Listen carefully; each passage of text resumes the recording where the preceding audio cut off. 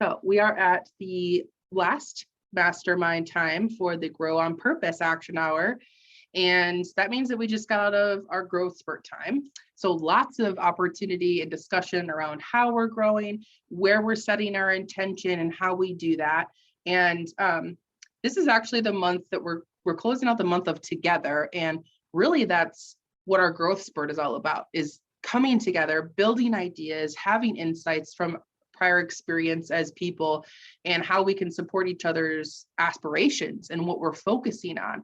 And so that's something that I really have this month been really grateful for, the opportunity to hear what people are focused on and to be able to foster that creation and bringing that to reality. And I'm thinking about the together part of that, and how do you guys, outside of anyone that was just in the growth spurt, like how do you help people, foster their dreams and their desires? How do we put that out there? How do you come together with other people to support their dreams and their aspirations? I'm curious. So one of the quotes from my business coach that I have here on my computer monitor is, hold a bigger vision for your clients than they hold for themselves. Mm-hmm. And, I tell people all the time, and it sounds overused and it sounds trite, but anything is possible. Anything is absolutely possible if you break it down to the smallest bit and little change and just chip away at it. You can do anything. And so I don't let people talk themselves out of how they want to feel, their vision for themselves, whatever that looks like in the goals they're working towards. Now, it may not, when the vision manifests, it may not look like somebody originally anticipated, but usually it's something far better. Yeah, I love that. I love that you have the reminder in front of you, that is a quote that really stuck with you, that you love to be reminded of that, that intention with your clients and holding that vision bigger for them. Because, right, it all starts with a thought. So it of course, it seems to be a little smaller we get to enlarge it. And I know Shelly loves to talk about that, enlarging that vision and expanding in that. And I think that is exactly what that quote means, right? It's holding that space for your people to know that you see the opportunity and growth in them. And then we get to hold the belief with them that they could do it. Shelly, you look like you want to say something. You're leaning in. What are your thoughts? That is my nature. I always have something to say. I just agree. I think we're very much in alignment about the way, I was thinking though about the flip side of that. Like, I agree. Yeah. We hold a vision bigger for our clients, and we also can't want it more for them than they want it for themselves. That has been one of my biggest lessons in business, because I've done that so many times. Like, I want something, like, it's so easy for us to see in other people how close they are to that space.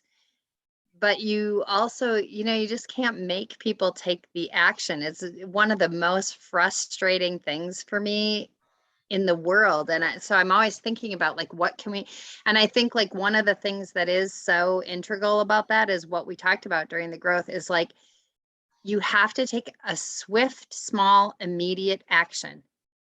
Something that interrupts the pattern of the way you've always done it. Like, if you want, our whole life is so much about habits and patterns. And like, that's always been my message.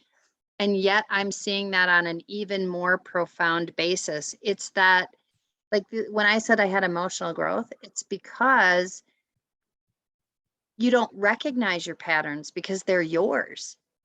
It's very hard for us to hear them from other people. We immediately get our hackles up so hard when somebody says, like, I hate to hear people describe me, or don't like that, because we can tell ourselves a version of something that is not very true. Right. And then that's what prevents us, though, from becoming that very person. if we want to become something, we have to take a long, hard look at the metric. Like, I know nobody likes them, but I love the metrics, not because they beat us up, but because they show us how easy it would be with one little tweak to get there, to get there, to get there.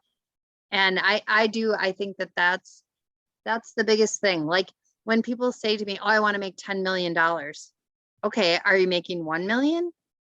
Are you Right. making 100,000? Are you making 10,000? You know, just do the next step. It is just scale. You can make $10 million. But if you're currently not in a business that's making anything, then that's not a goal. That's a pie in the sky thing that doesn't make you feel like you have to actually do something differently today. Yeah.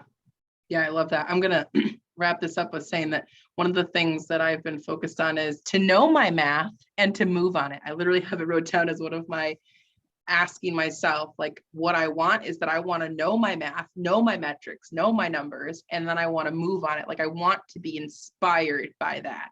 That doesn't come naturally to me. That is practice for me. So that's what came to mind as one of my intentions of focus. And I love what Stephanie put in here too, that another quote that her mentor has that she follows is, are you making it up or is it true? Which is exactly what you're just sharing, Shelly, about being real about it instead of, you know, telling ourselves the warm, fuzzy things that we think we need to hear.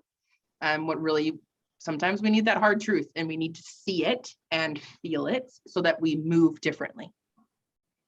So thank you for that mastermind time, everyone, and for holding space for a little extra time.